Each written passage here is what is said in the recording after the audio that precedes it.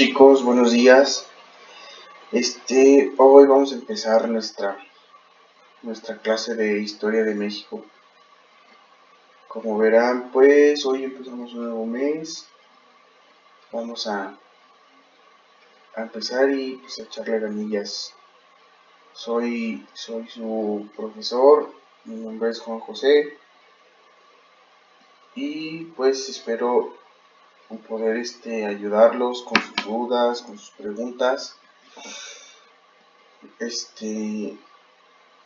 No es mi primera vez dando clase, pero me siento un poco nervioso porque nunca lo había hecho en línea, entonces hay que empezar, ¿vale? Entonces vamos a empezar. Historia de México. El contenido de nuestra sesión abarca los primeros 4 bloques, que son las categorías teórico-metodológicas para el estudio de la historia, escuelas de interpretación histórica, el poblamiento de América y desarrollo sociocultural de las sociedades del México antiguo. Voy a tratar de ser súper específico en los 4 bloques. Al final de esta sesión, en lo que es la página de la escuela, les voy a subir un archivo Word con preguntas de cada uno de los bloques y también pues nuestra reunión que va a ser el día miércoles pasado mañana a las 9 de la mañana. Ahí mismo en el Word les voy a poner lo que es el ID de la reunión en Zoom y la contraseña, ¿vale? Entonces empezamos con el bloque único, con el bloque 1, que es la categoría teórico-metodológicas para el estudio de la historia. Como les comento, voy a ser súper específico en las diapositivas. Me voy a basar en las preguntas que van a venir en su examen. Básicamente las preguntas que les voy a poner son las que van a venir en su examen, para que por favor pongan atención. Si tienen dudas, avísenme. Sí, ya más adelante, lo que es en nuestra reunión en Zoom, les paso, si quieren, mi contacto directo, mi Facebook, mi WhatsApp. Entonces, vamos a empezar. En esta unidad vamos a distinguir los conceptos para el estudio de la historia y lo que se utiliza para explicar los acontecimientos que han ocurrido en la comunidad, ¿vale? Para empezar, ¿qué es la historia? Pues la historia, como resultado de un trabajo científico realizado con base en un proceso de indagación y reflexión, se consolida cada vez más como un área de conocimiento sistematizada continuamente y que tiene un objeto de estudio: los hechos sociales ocurridos en el pasado, ¿vale? Pues la historia, es muy lógico que los historiadores sean los que estudian esta ciencia, ¿verdad? Entonces, los historiadores, como los científicos, integran una comunidad preocupada por las formas de hacer su investigación y de los resultados de sus avances. Para ello efectúan deliberaciones sobre el quehacer y han llegado al convencimiento de los hechos históricos. Esto nos quiere decir que los historiadores siempre se van a basar en los hechos que han ocurrido en el pasado, ¿sí? Y ahí agarran un hilo para poder llegar hasta nuestros tiempos de ahora, ¿vale? Entonces, ¿cuáles serían las tareas del historiador? Primero, seleccionar el hecho, estudiar y ubicarlo en un contexto para relacionar las distintas variables que intervienen en su desarrollo. Primero, un historiador no se va a poner por ejemplo, vamos a investigar la historia de México, nuestra materia. Nuestra historia de México pues abarca desde la conquista, desde la migración que hubo, Entonces nosotros ahí tenemos que delimitar de dónde vamos a empezar a estudiar la historia de México, hasta de qué punto de inicio a qué punto de final.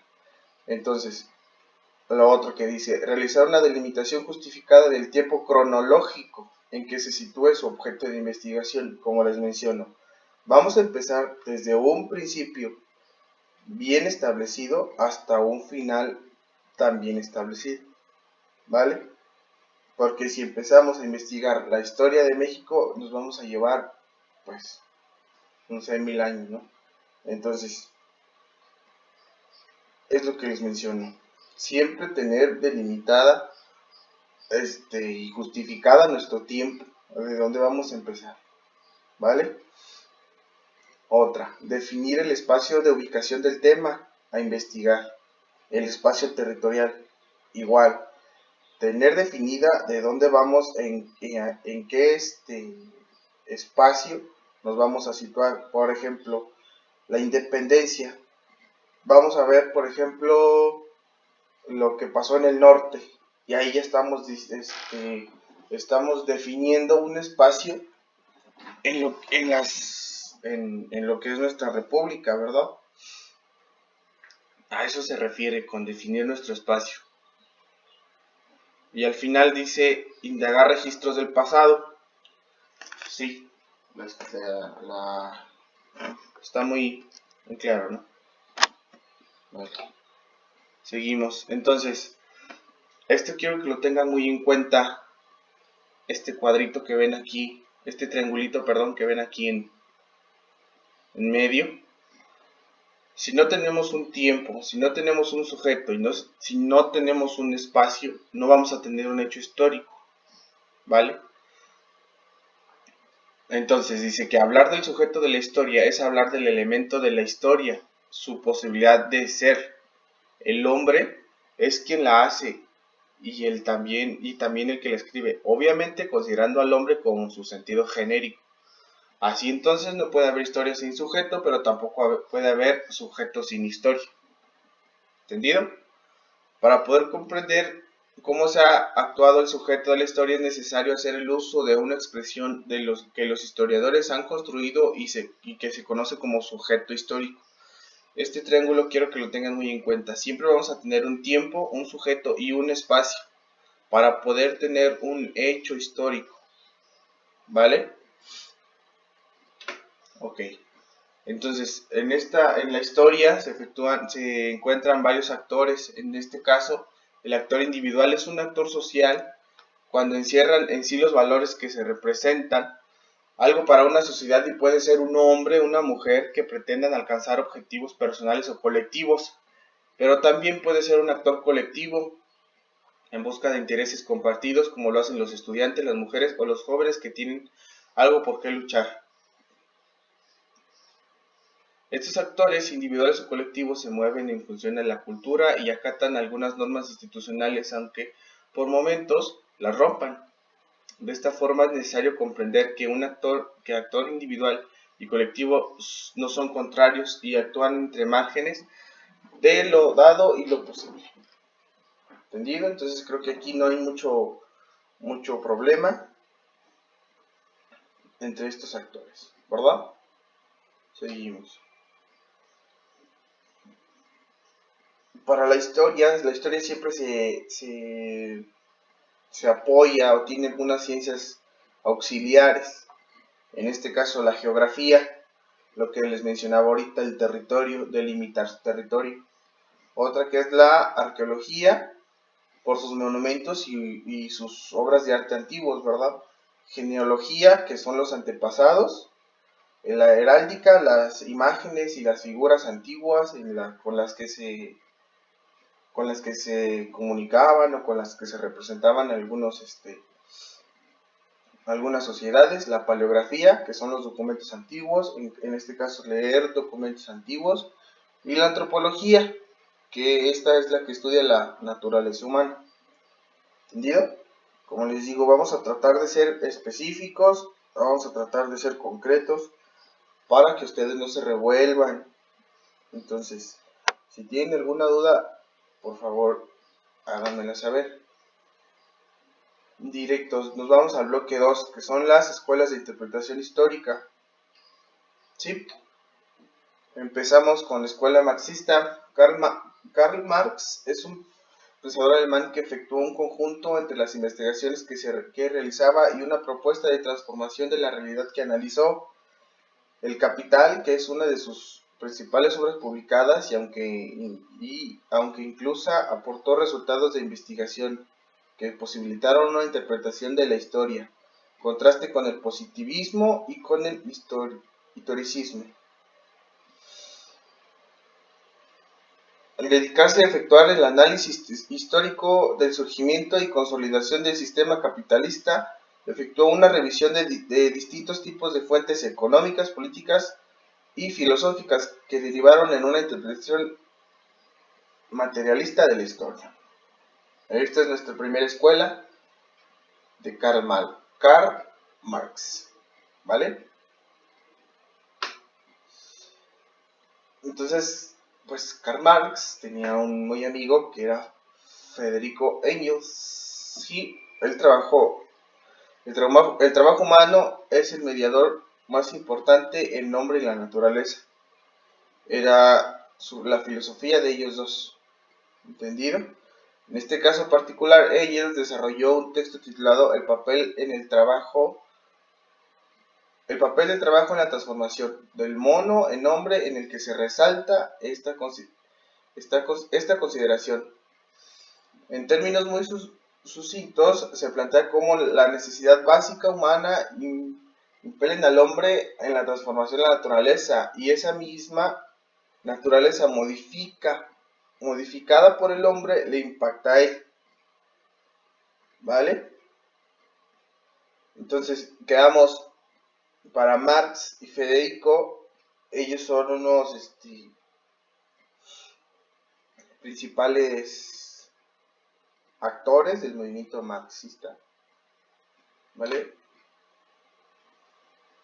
Otra escuela, que es la escuela de los anales franceses. Durante el siglo XX se vivieron dos impresionantes guerras que obligaron a una gran cantidad de científicos sociales a reflexionar respecto a la existencia de la misma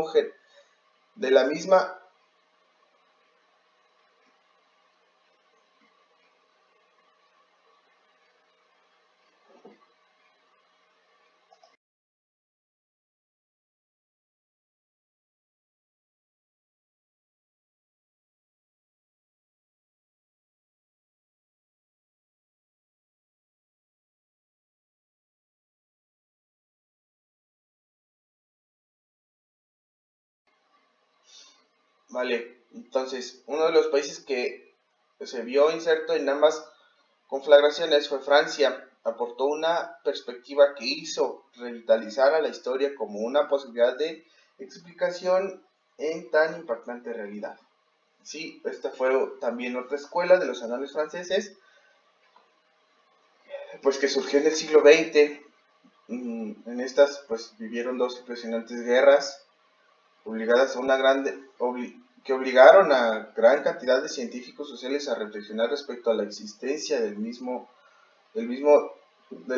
género humano y su devenir, ¿vale? Entonces, en esta escuela también hubo dos personajes muy importantes, que fueron Marc Bloch y Lucien Febvre. Fundaron una revista que le dio entrada en 1929, un año pues, muy difícil por la situación económica en buena parte de los países occidentales, con el nombre de Anuales de la Historia. El nombre de la revista era Anuales de la Historia Económica y Social. Tal acontecimiento se ha considerado como el punto de partida a lo denominado desde entonces la Escuela de los Anales. Ha significado una renovación en el quehacer histórico, ¿vale? Entonces, como en el marxismo, aquí las escuelas anales tienen también sus dos principales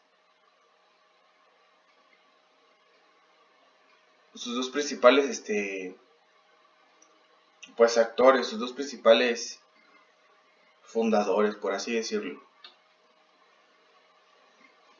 También podemos señalar sus diversas modificaciones y orientaciones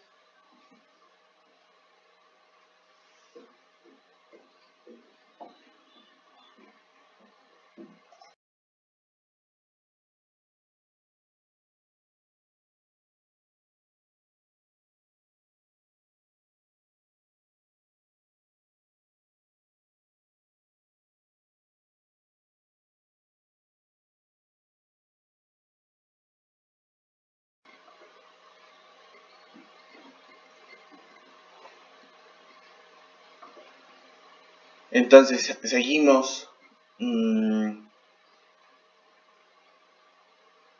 Para Mark Bloch y Luce Fibry tenían pues consideraban como una escuela monolítica y cerrada. Sí, era la perspectiva de estos dos actores y otra de los historiadores como Ferdinand Braudel, hasta llegar a nuestros días bajo la denominación de historia francesa. ¿Sale? Seguimos con las escuelas anales francesas. ¿Vale? Entonces seguimos. Bloque 3. Si voy muy rápido, háganmelo saber. ¿Sí? Y si se atoran en algo, también díganme. ¿Entendido? Entonces, vamos a seguir. Ya vamos entrando un poco en materia, lo que viene siendo historia de México, el poblamiento de América. ¿Entendido? Vale. Entonces, empezamos con el hombre americano a finales del siglo XIX y principios del siglo XX. El origen del hombre americano encontraba dos posibles explicaciones. Primero, el hombre era autóctono del continente americano. Segundo, el hombre migró del continente euroasiático africano hacia el continente americano. Tenemos esas dos posibles explicaciones. Primero, el hombre era autóctono del continente americano. Después otra que nos dice que el hombre migró del continente euroasiático africano hacia el continente americano. Tenemos esas dos variables que más adelante las vamos a ver. Sí, la tesis del origen autóctono del hombre americano fue sustentada y difundida por Florentino Magno, paleontólogo nacido en Argentina, que afirmó en su libro La antigüedad del hombre en el Río de la Plata, que el hombre era originario de la zona de la Pampa Argentina. Ahí ya estamos relacionando el primero, nuestra primera variable del hombre autóctono del continente americano por esta tesis que dio a conocer el paleontólogo argentino. ¿Entendido? Vale. Seguimos. La explicación más sustentada del tránsito de un continente a otro refiere a que fue sobre el estrecho de Bering. ¿Sí? Aquí lo vemos. Por donde el hombre pasó en continuas oleadas de Asia a América. ¿Sí? Aquí vemos Asia, América, Canadá, Alaska, Estados Unidos. Entonces este sitio tiene una distancia aproximada de 90 kilómetros. El actual cabo de Dessep en el extremo de Siberia hasta el cabo Príncipe de Gales en Alaska. Además existen dos islas llamadas Gran y Pequeña Diómede en el tal recorrido. ¿Sí? Entonces aquí fue donde podemos ver que nuestra variable 2, que es que los hombres emigraron del continente asiático al americano, fue sobre el estrecho de Bering. ¿Sí? En esta parte de aquí. Aquí vemos Asia, América. ¿Vale? Seguimos. Esta tesis se basa en analizar oceanográficos capaces de explicar que en los periodos glaciares el nivel de mares bajó y los interglaciares subió. Durante la glaciación llamada Wisconsin, las aguas del estrecho de Bering bajaron. Entonces bajaron 100 metros. 100, sí. Entonces esto nos permitió